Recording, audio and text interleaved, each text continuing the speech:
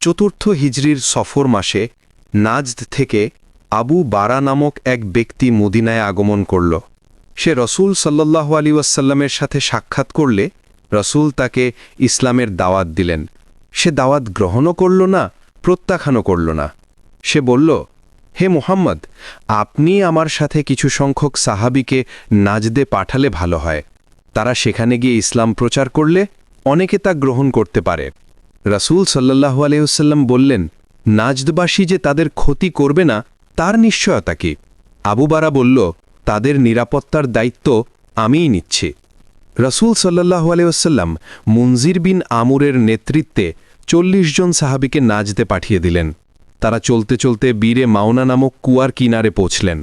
সেখানে সবাই অবস্থান গ্রহণ করে তাদের অন্যতম সঙ্গী হারাম ইবনে মিলহান রাদিয়াল্লাহুকে রসুল্লাহর পত্রসহ এলাকার বিশিষ্ট গোত্রপতি আমের বিন তুফাইলের কাছে পাঠালেন। আমের রসুল সাল্লাল্লাহু আলাইহি ওয়াসাল্লামের চিঠি তো পড়ে দেখলই না, অধিকন্ত দূত হারাম ইবনে মিলহানকে হত্যা করে বসল। এরপর বাদবাকিদেরকেও হত্যা করার জন্য বানু সুলাইম গোত্রের একাংশের সাহায্য নিয়ে তাদেরকে ঘেরাও করে ফেলল। সাহাবিগণ শত্রুদের বিরুদ্ধে বীর বিক্রমে যুদ্ধ করলেন এবং একজন ব্যতীত সবাই শহীদ হয়ে গেলেন। আমের ইবনে তুফাইল পরবর্তীকালে লোকদের কাছে জিজ্ঞাসা করেছিল যে, আমি নিহতদের মধ্যে একজনের লাশকে আকাশে উঠে অদৃশ্য হয়ে যেতে দেখেছি। এই লোকটি কে?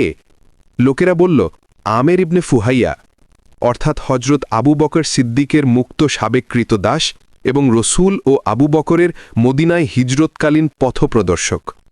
ইবনে ইসহাক বর্ণনা করেন যে আমের ইবনে তুফাইলের সহযোগী জাবার পরবর্তীকালে ইসলাম গ্রহণ করেন।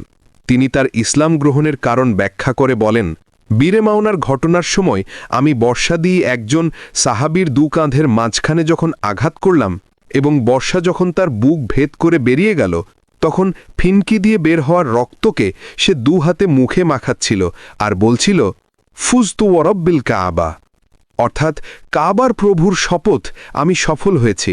এই কথা শুনে আমি মনে মনে বললাম, যে ব্যক্তি আমার হাতে খুন হল তার আবার সাফল্য এলো কোত্থেকে?